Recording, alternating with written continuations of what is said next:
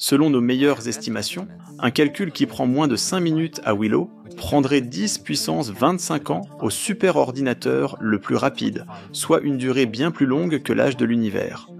Salut à tous, aujourd'hui on va parler d'une révolution. Et non pas le genre de révolution marketing que l'on nous vend chaque semaine, non. Une vraie révolution technologique qui pourrait changer notre façon d'aborder les plus grands défis de l'humanité. Vous savez, depuis des décennies, les scientifiques nous parlent d'information quantique. Cette promesse un peu folle d'ordinateurs qui exploiteraient les lois étranges de la physique quantique pour réaliser des calculs impossibles avec nos machines actuelles. Pendant longtemps, ça ressemblait plus à de la science-fiction qu'à autre chose. Mais petit à petit, les avancées se sont accumulées. Par exemple, en 2019, Google avait déjà fait sensation avec sa puce Sycamore, qui avait réussi pour la première fois de l'histoire à surpasser les superordinateurs classiques sur une tâche spécifique. C'était ce qu'on appelle la suprématie quantique. Un moment historique certes, mais encore très limité dans ses applications concrètes. Et aujourd'hui, l'entreprise IBM a franchi une étape absolument décisive. Pour comprendre pourquoi, laissez-moi vous donner une image. Imaginez que vous essayez de construire un château de cartes dans une pièce pleine de courants d'air. Eh bien, c'est à peu près ce à quoi ressemblait jusqu'ici l'informatique quantique, les qubits. Ces fameux bits quantiques étaient extrêmement fragiles et perdaient leur information en quelques microsecondes. Alors, c'était comme si votre château s'écroulait systématiquement avant que vous n'ayez pu le terminer. Ce que IBM a réussi dernièrement, c'est comme s'ils avaient trouvé un moyen de stabiliser la pièce et ils ont multiplié par 5 le temps pendant lequel les qubits conservent leur information. Alors, dans le monde quantique, c'est énorme et les résultats sont spectaculaires. Pour vous donner une idée concrète, aujourd'hui, un calcul que le superordinateur Willow de Google peut réaliser en moins de 5 minutes, eh bien prendrait, accrochez-vous bien, 10 puissance 25 années à notre superordinateur classique le plus puissant du monde aujourd'hui. Pour mettre ça en perspective, l'univers n'a que 13,8 milliards d'années. On parle donc d'une durée plus longue que l'âge de l'univers.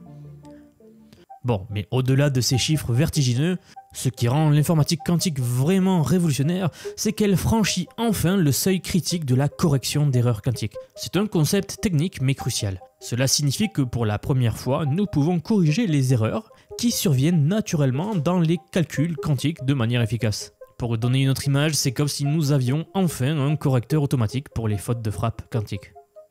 Cette avancée ouvre la voie à des applications concrètes dans des domaines critiques. Imaginez pouvoir simuler parfaitement le comportement des molécules pour créer des nouveaux médicaments, ou comprendre exactement comment fonctionnent les réactions chimiques, ou pour développer des meilleures batteries, des panneaux solaires plus efficaces, ou même maîtriser la fusion nucléaire. C'est potentiellement la clé qui va nous permettre de résoudre des problèmes jusqu'ici considérés comme impossibles. Alors, installez-vous confortablement, on plonge dans le futur de l'informatique. Un futur où les limites entre possible et impossible deviennent de plus en plus floues.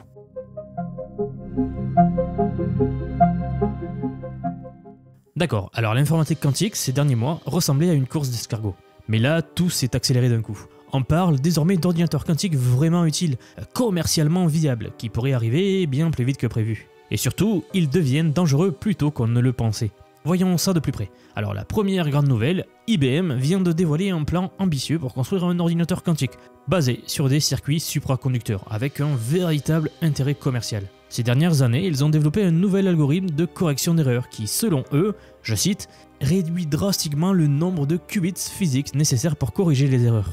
Si vous ne connaissez pas le domaine encore, vous pouvez vous demander mais pourquoi c'est important ?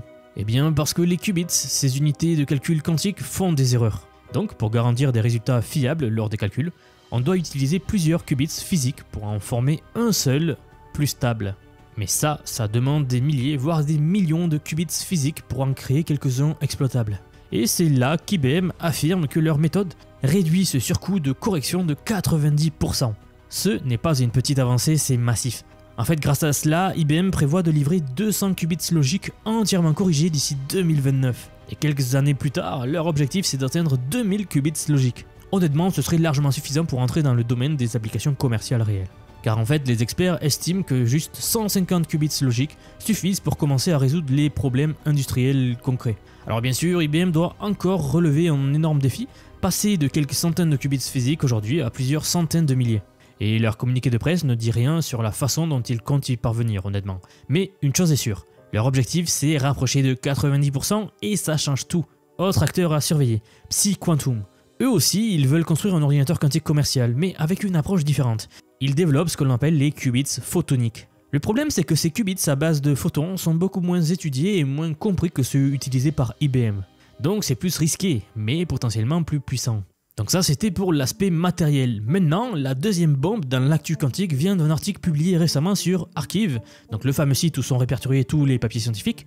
L'auteur, c'est un chercheur de Google Quantum AI à Santa Barbara, donc le plus gros laboratoire dans ce domaine-là, et ce qu'il affirme, c'est plutôt inquiétant. Il pense que les ordinateurs quantiques pourraient casser le chiffrement RSA bien plus tôt que prévu.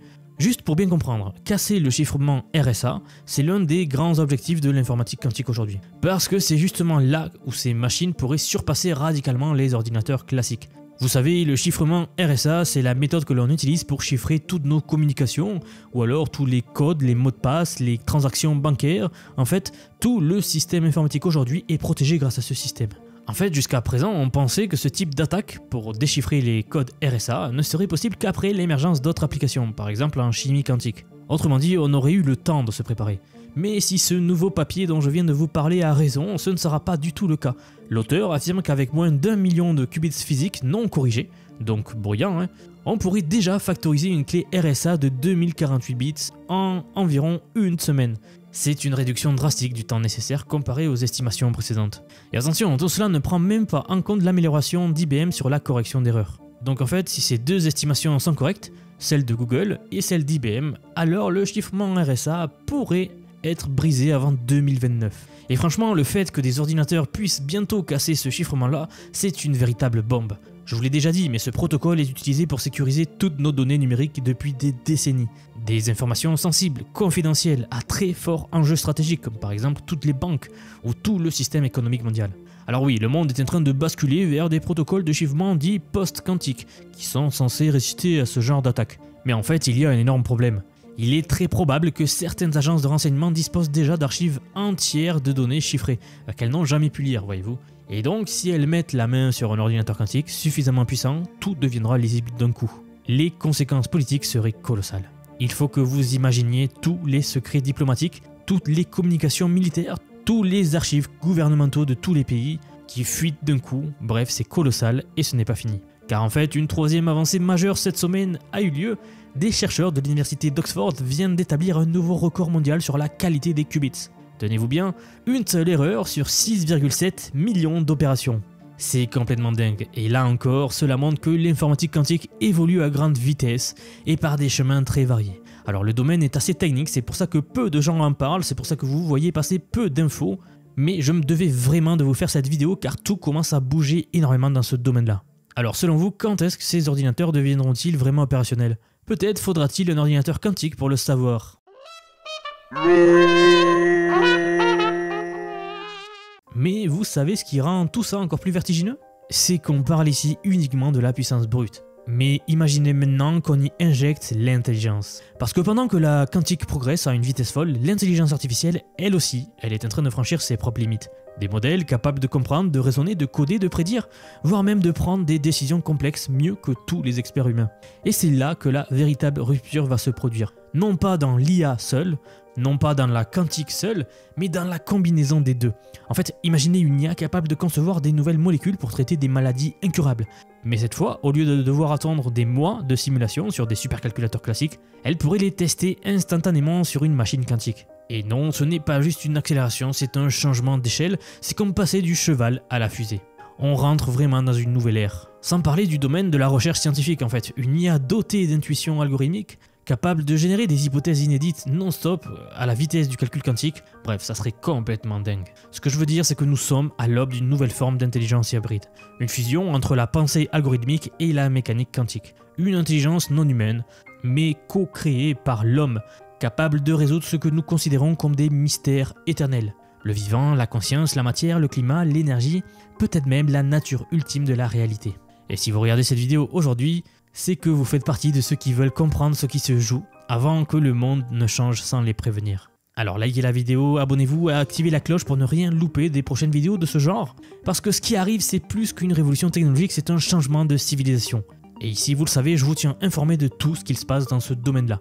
Mais il y a une chose que je dois vous dire avant qu'on se quitte. Si vous ressentez vous aussi ce que moi je ressens, ce frisson devant ce qui arrive, cette conscience que quelque chose de colossal est en train de se jouer, alors je vous le dis honnêtement, il ne suffit plus de regarder.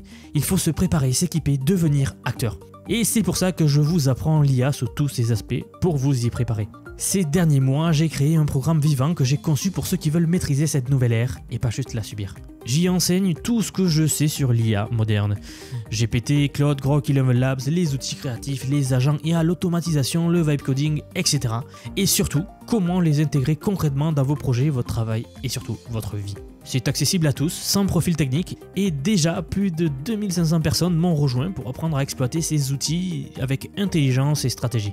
Cette semaine encore, je vais ajouter une mise à jour complète et vous aurez accès à tout à vie. Je le répète, vous faites l'acquisition et vous avez accès à toutes les mises à jour à vie. Je la tiens toujours à jour car tout va très vite dans ce domaine-là et je veux que vous soyez toujours au top niveau IA. Le lien, vous le trouverez juste en dessous de cette vidéo, en description ou en commentaire sous la vidéo. L'IA avance, le quantique avance, le monde avance et maintenant c'est à vous d'avancer. Je vous attends dans le programme. Merci pour avoir regardé la vidéo et moi je vous dis à très vite pour la prochaine vidéo. Si cette analyse sur l'intelligence artificielle vous a intéressé et que vous souhaitez approfondir votre compréhension des avancées dans ce domaine fascinant, je vous invite à découvrir ma page x.com dédiée à l'intelligence artificielle. Vous y trouverez des analyses détaillées sur les dernières innovations et les applications concrètes de l'intelligence artificielle qui transforment notre quotidien et façonneront notre avenir.